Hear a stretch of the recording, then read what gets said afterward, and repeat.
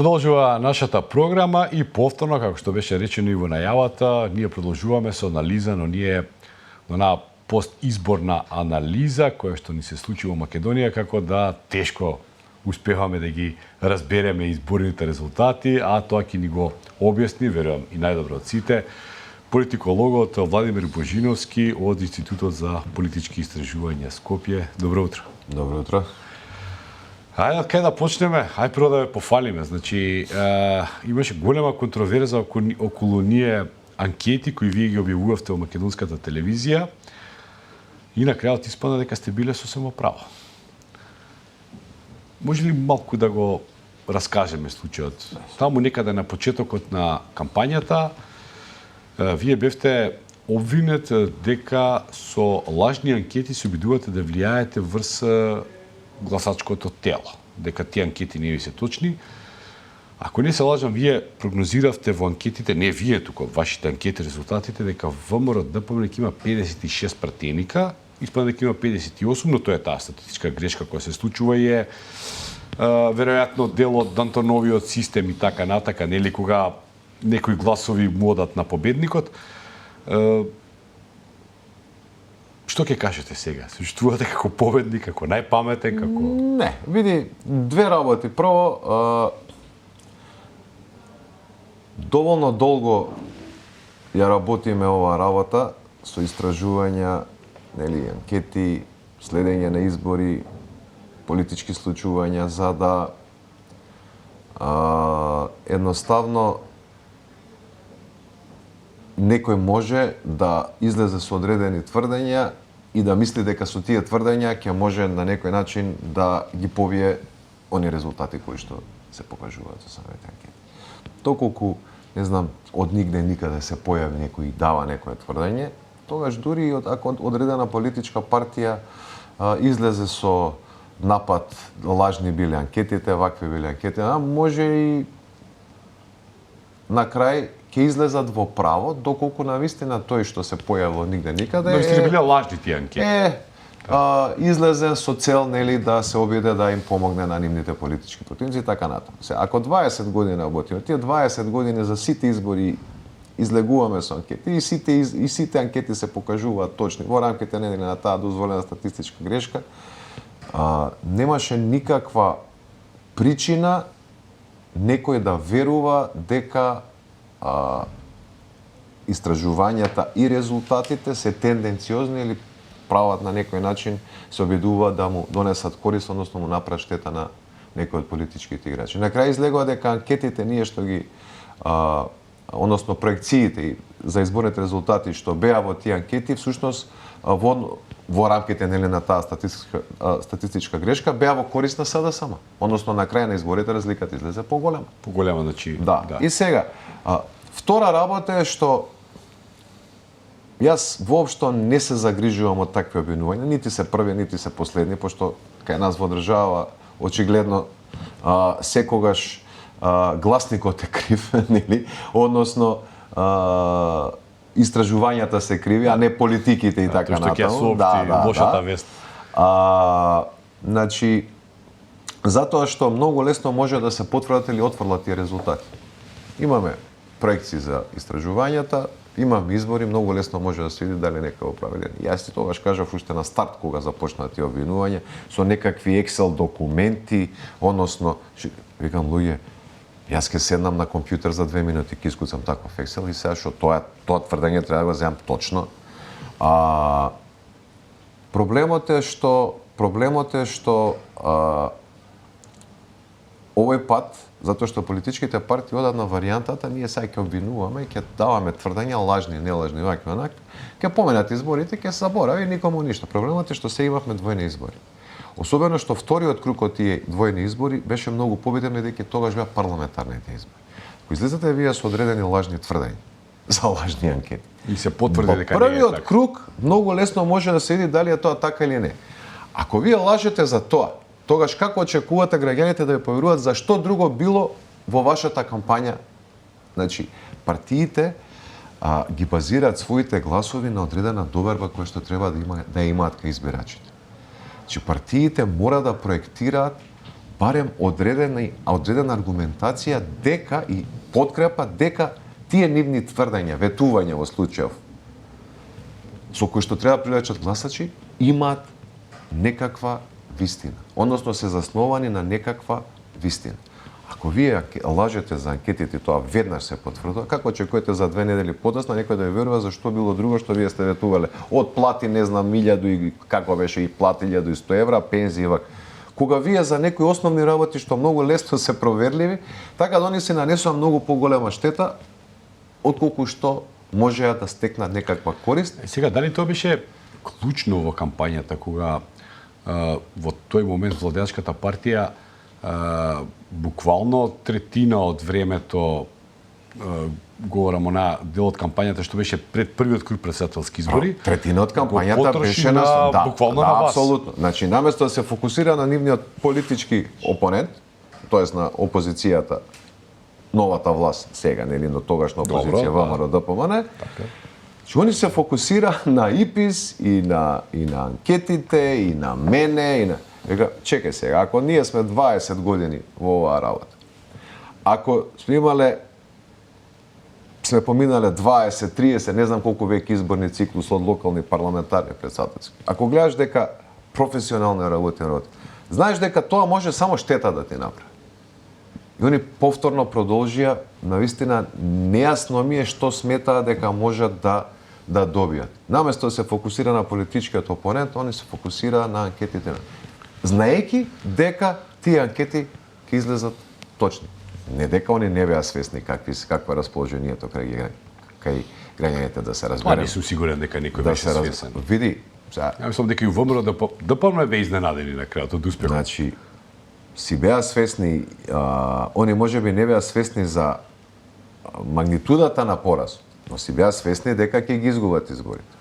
Затоа што во изминативе 2 години СДСМ не тврдеше дека ќе победи. Они тврдеа дека нивната коалиција ќе формира новата влада. Така, они свесни беа дека ќе загубат. Магнитудата на поразот очигледно дека не беа свесни, но сето тоа беше, ја би рекол, една кулминација на сите оние мали или поголеми гафови кои што власта ги правеше, вклучително и овој обид преку анкетите, односно преку обвинување на мене и на анкетите, да се обидат да излечат некаква политичка корист. Пак ќе повторам, анкетите не го креираат јавното мислење. Анкетите го представуваат јавното мислење.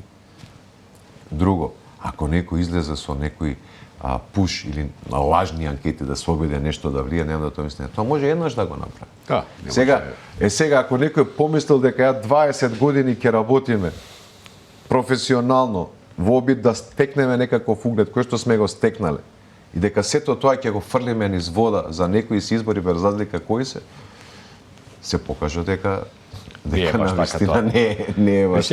Сега, тоа да го анализираме поразот на, бидејќи јас немам чувство дека е голема победа на ВМРО-ДПМН колку што е голема голем пораст на Социјалдемократскиот сојуз. Претпоставувам се сложуваат. Сега, каде беше направена клучната грешка? Со пасошите, со францускиот предлог, повеќе се. Не, никогаш не може да не е една работа. Да кажеме дека евеа грешката, поради оваа грешка некој изгубил или победил. Види, што се однесува на изборите, јас секогаш останувам на моето тврдење и ќе повторам уште еднаш.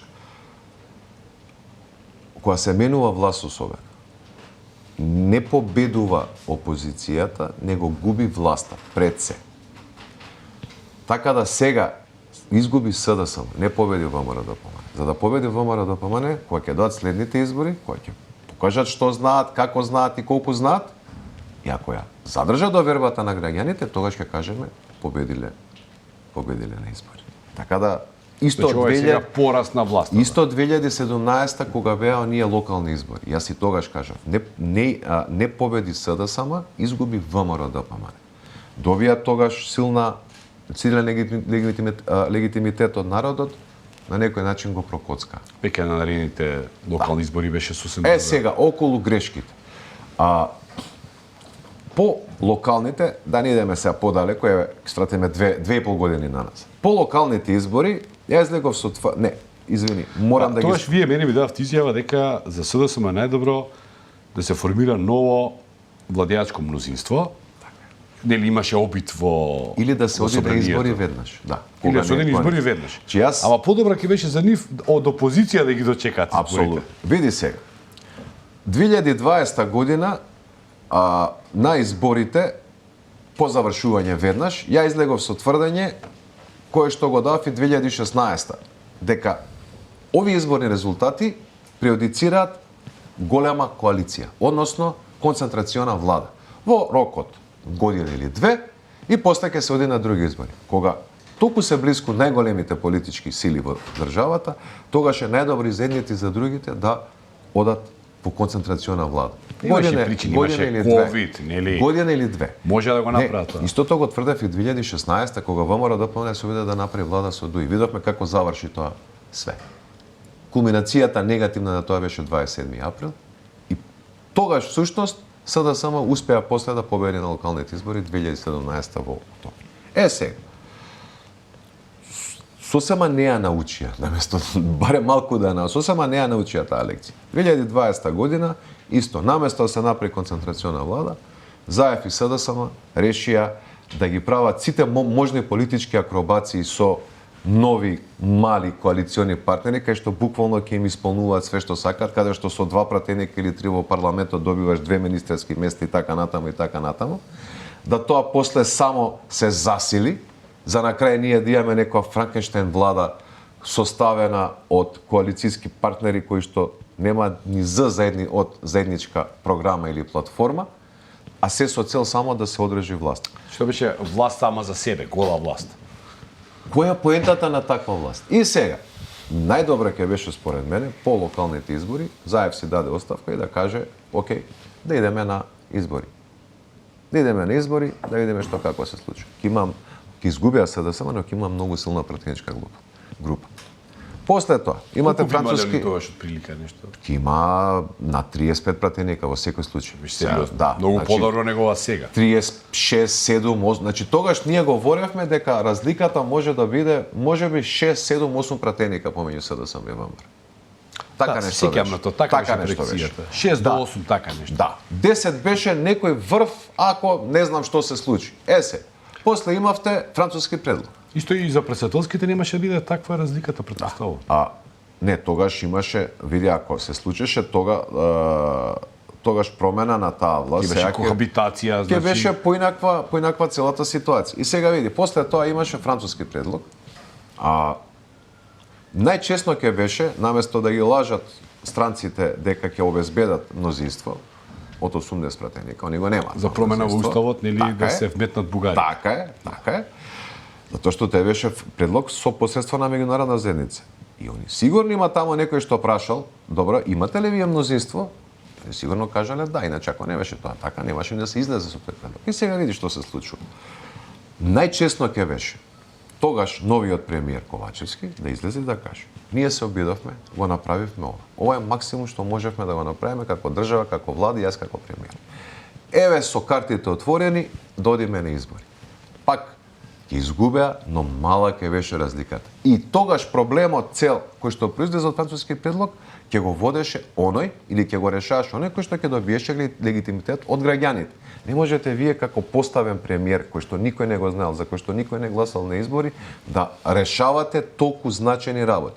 Му се случија протести после. Цело Скопје беше на тие протести. Не беа ВМРО-овски протести. Не, тоа беше Сите народен протест, да. Значи цел месец протести. И повторно не им беше јасно. После тоа се случи уште неколку работи, каде што имаше сериозна шанса, значи есента исто 2021, односно 22 се извинувам, повторно може да се организираат избори, се испушти и таа шанса, едноставно се продолжи по инерција тоа тонење. И наместо 7-8 пратеника, сега излега 40 пратеника.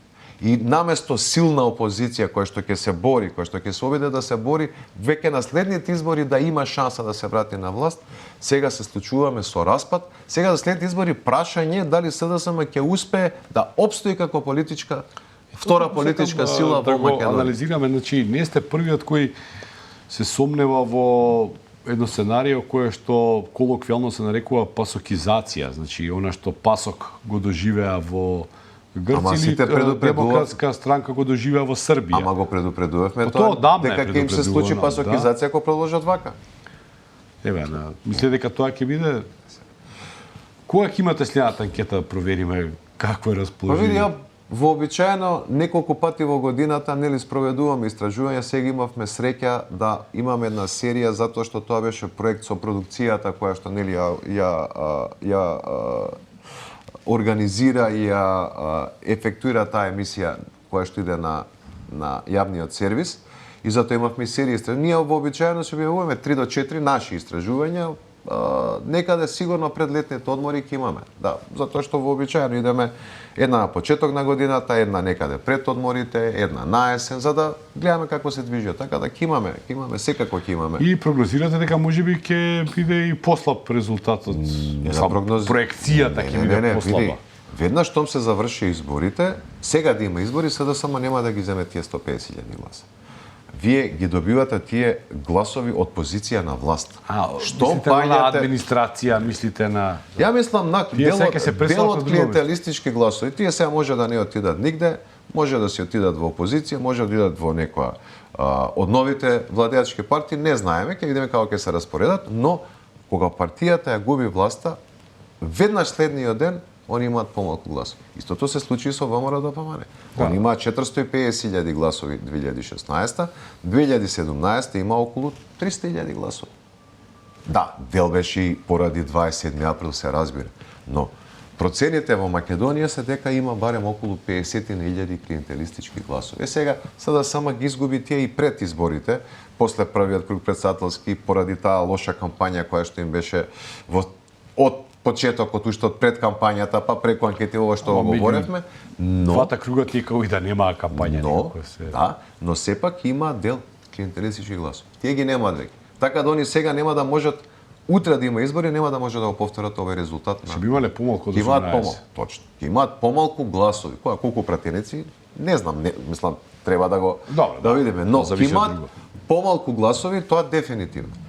Сега, што ќе се случува? Прво зависи многу каква ќе биде новата власт.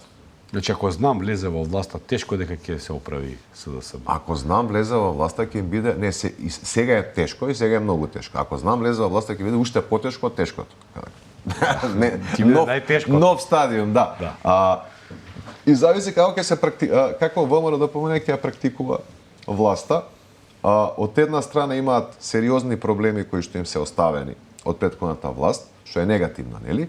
Но од друга страна за нив како партија е позитивно што толку некако државата во изминативе 2-3 години одеше по инерција што буквално секоја друга власт многу лесно и со многу малку може да стекне симпатија кај граѓаните. Значи сега малку фали некоја власт да почне да работи, за да се почувствува веднаш. Не знам. Веднаш сакате пасош, ви даваат пасош. Веднаш одредена, да. Лична карта ви треба, Да, идеш у катастар да завршиш работа, завршиш работа. Идеш во централен регистар, завршиш работа. Вадиш некој документ, да. Одели на автобни работи ги. Да, идеш во фонд за здравство или идеш на клиника, те преглед. Те лечи некој. У септември децата имаат учебници, нели? Да. За такви работи збориме сега. Значи, нема многу да им биде тешко на идните властодржци да ја поправат таа слика. Да, нема да им биде многу тешко. Они имаат неколку сериозни предизвици со кои што ќе треба да се соочат. Тука е пред се во надворешната политика спорот со Бугарија. Тоа е Бугариев устав, на тоа се сведува. Не е само Бугариев устав. Види, никој нема проблем со Бугариев устав. Имаме проблем со што потоа. Да.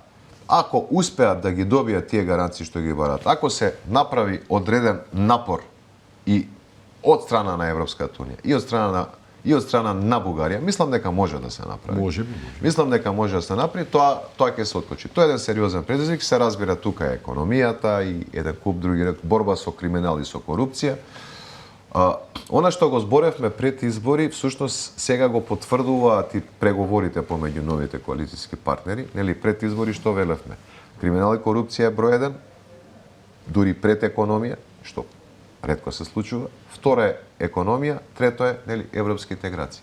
Тоа ќе бидат и приоритетите на новата власт. Ако успеат да се снајдат тука, ќе имаат поддршка. Ако не успеат да се снајдат, има следни избори, нели? Ќе си дојде некој друг. Да ви одговорам на прашањето, што ќе се случува со СДСМ, они најдобро си знаат. Има Ја мислам дека не знаат најдобро, да знае најдобро неше вакви резултати. Не, оваа постава не знае. Јас изминатите 4 години никогаш не велам СДСМ, него велам врхушката на СДСМ и тоа го правам намерно, затоа што во СДСМ има многу квалитетни луѓе. Да видиме дали ќе ја добијат шанса. Иначе оваа врхушка комплетно, можеби со исклучок на 1, 2, 3, треба да си отиде и едноставно да напушти политиката. Толку е од нив. Затоа што они се одговорни за ова што се случи на Оно најавија, речи си сите на партија. Абе сега уставки. ќе видиме. Треба да се ефектуират и да видиме кој ќе дојде. Има квалитетни луѓе, ако добијат шанса. По извесен временски период, кој што нема сега се разбира да е толку брз, но по извесен временски период они ќе можат повторно да ја доведат партијата во форма. Затоа што ова сега на крај што беше целата таа владина коалиција, јас ја нарекував Франкенштейн коалиција. Сега, не знаеш кој, каде, зашто и како е. Да поставам едно прашање пред крај, немаме многу време. Со Дуи што ќе се случува?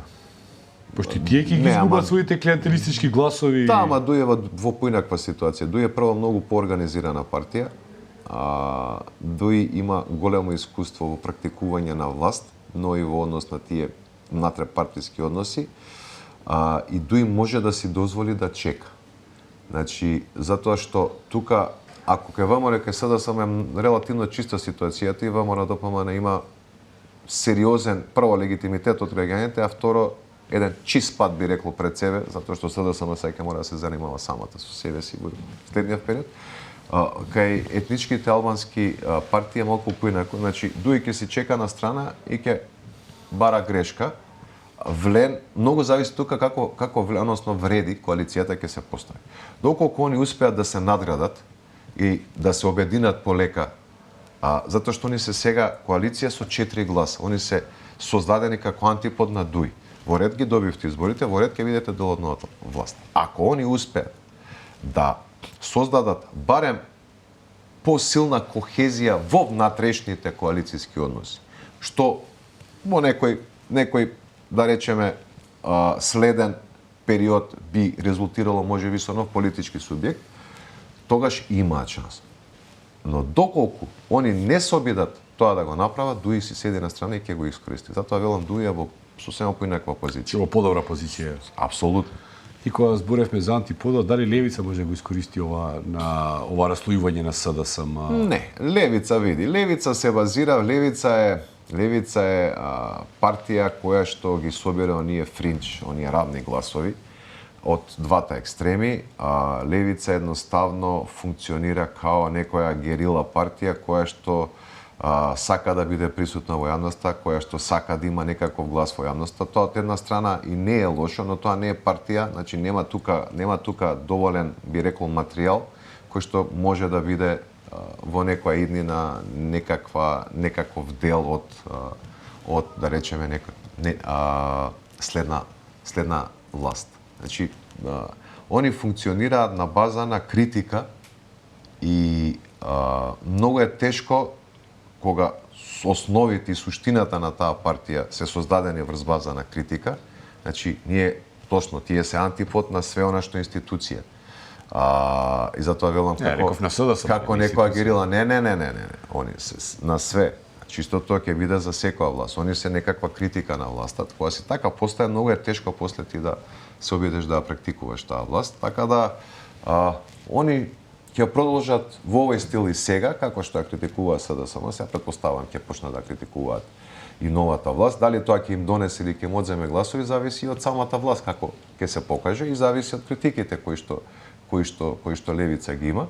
Така да јас не очекувам дека, дури мислам дека ни они не сметаат дека може да дојдат во позиција да формираат влада. Вие кога собирате равни гласови, од една страна добивате лојално гласачко тело, но од друга страна тоа е доста ограничено. Тие се гласовите. Тоа е максимум. За да се обидете да земете поголем корпус на гласови, тогаш треба да се обратите веќе кон политичкиот центар. Лев, десен не е ни толку значен. Ма ако го направите тоа, тогаш треба да ги ублажите своите радикални стави, тогаш па може да го изгубите овој гласачки корпус. Има такви примери, значи тие екстремни гласови се создаваат вообичаено во време на криза. Тие знаат ние сме 30 години криза. Знаат да варираат. Па да, кај нас има континуирана криза и тие се тие рамни гласови, така да очекувам левица да продолжи да функционира како и до сега, без разлика што сега не е СДСМ, тука е ВМРО ДПМН. А успехот нивни всушност не зависи од нив самите, туку зависи од самата власт. Доколку власта е квалитетна и има поддршка, они ќе имаат послаб успех. Доколку е како до сега што беше со СДСМ, они видовте, успеа да направат пратеничка група, како што предвидуват. Така.